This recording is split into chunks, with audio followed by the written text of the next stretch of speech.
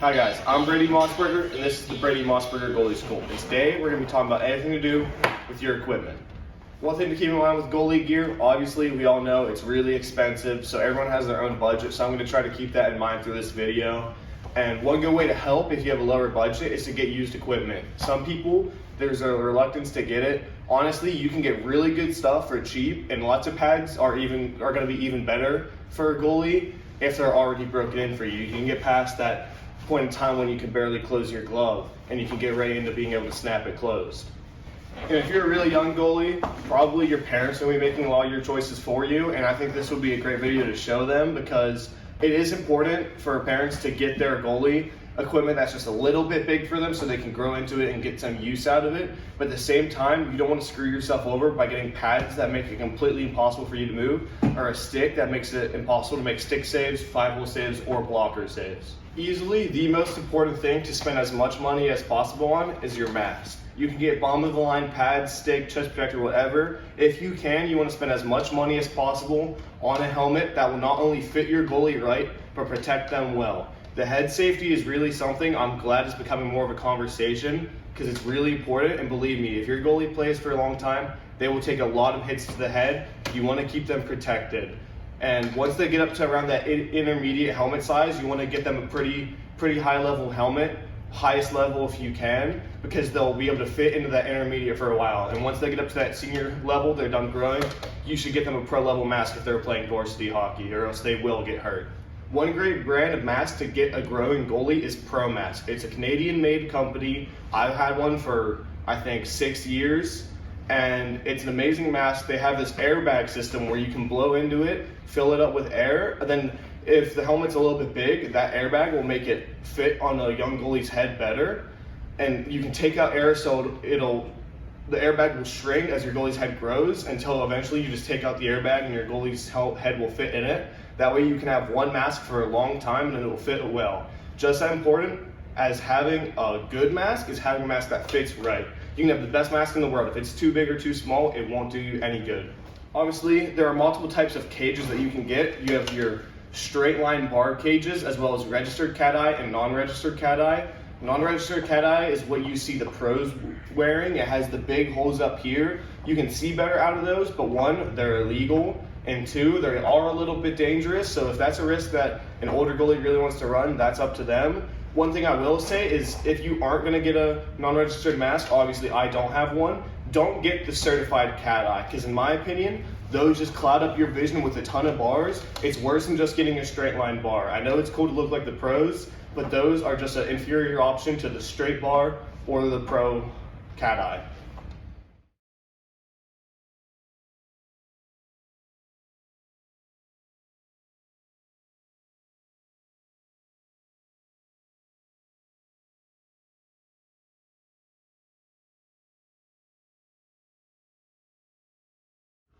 Most goalies you'll see, they either have this on or they don't have one of these on.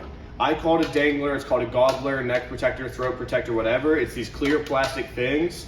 A lot of goalies opt not to wear one because it's less loud and you can move your chin a little bit better, but then you lose out on that protection. So that's something to keep in mind. If you don't want to wear one, that's on you. I have one on, it's whatever. I mean, they do help protect you, but if you want to be able to look around better, that's a choice many goalies make. I don't really care too much. It doesn't annoy me that much, and it has helped me out. But if that's a choice your goalie wants to make or your parents want to make, that's on them.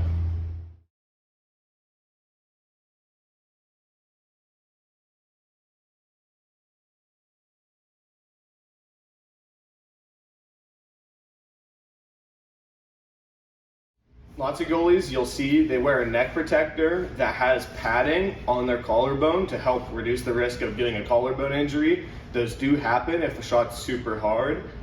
I've worn one a tiny bit. I don't like the way it feels. I feel like it makes it hard to breathe somehow, but a lot of goalies swear by them, and there are some brands that make really nice thin ones. I think that the best brand is probably Kova, K-O-V-A. Lots of goalies in the NHL use one, lots of pros. It's very thin and very protective. So if you really want to protect your collarbone, if you've gotten injured there before, I'd recommend that brand for a neck protector. The best pieces of equipment to get used, in my opinion, is a glove, because whenever you get it, you'll be able to close it a little bit faster. You'll lose some of that protection and your shots to your palm will hurt a little bit more. But also, if you get a brand new glove and that's a really young goalie, they're probably gonna have a hard time closing it. So you can get past that by just getting a used glove. It'll be a lot cheaper too. Blocker, everyone just kind of says a blocker is a blocker. I agree, it doesn't matter too much. You could have a blocker from like 2009 that's been used by a professional goalie. The shots might rebound off a little bit softer, it doesn't matter. So blocker's a great piece of equipment to get used. And pads too, as long as they fit you, any leg pad from the past 5 years I'd say is good enough for any goalie at any level. And you'll get past the stiff stage where it's hard to move in a little bit. They'll already be nice and broken in. Pucks might not rebound as good off of them, especially if you have a pad that's designed to shoot them out. It'll be a little bit worn down so they won't go as far, but you'll be fine. And instead of paying $1,600, you can literally get them for a couple $100. So you can really save a lot of money by getting used equipment. As well, chest protector and pants, it'll hurt more. The pucks will hurt a little bit more because they'll be broken down, but you'll be able to save a good bit of money and it'll still protect your goalie. They'll just feel the shots a little bit more. No big deal. They won't really be at risk of getting injured just from having broken in pads. If you watch all my videos, you'll hear me say it multiple times, but really make sure that a stick fits you. Once again, if you have a grown goalie, it's one thing to get a stick that's just a tiny bit big so they can grow into it. But so many goalies, especially younger goalies, they get sticks that are too big. So it makes them, because it'll be flat on the ice like here, it'll make them unable to get down lower and get in a good stance, because then it'll do that because it's too high.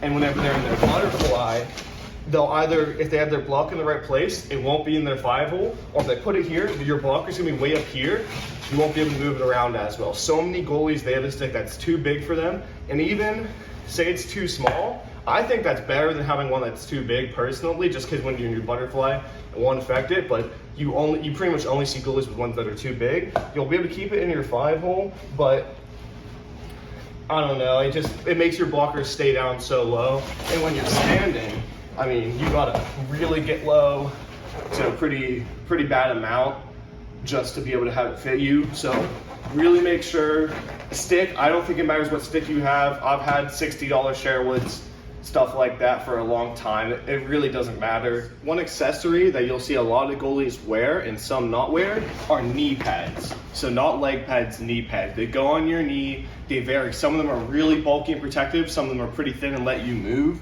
I have ones that are pretty thin because I don't like the real bulky feel. What these will do is, in case your goalie is never moving and gets caught here, and at some point it will probably happen, that's gonna hurt a lot and you can really injure yourself. And also it'll help you sit on the knee landing because your knee will be bigger, so you'll be able to be on the knee landing easier. But I really feel like these are important to have. You know, if your goalie doesn't have them, they get hit real hard once, they're probably gonna wanna go get some. That's what happened to me. I got hit once really hard. Next day I bought some and I've never played without them since.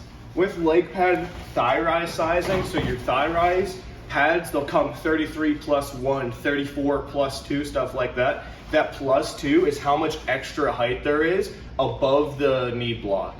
So that's basically saying, how high up do you want them to come? And some goalies, some schools of thought, they say get the biggest pads you can move in so you take up more room. I understand that, but all it's really doing is a lot of times you go down, there's a lot of overlap, there's too much overlap. I don't think that's necessary, and all it does is it'll make it really hard for a goalie to move. These get in my way because I have big ones, versus small ones. You can have your knees closer together so you can be more stacked without having this in the way.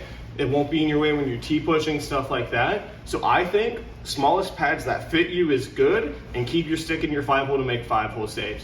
But both arguments are valid. It's really up to preference. One thing that's not up to preference is where your knee lands on the knee block. So that's the first number in your pad size, from the 31, 32, 33, 34. That is saying basically how big the pad actually is.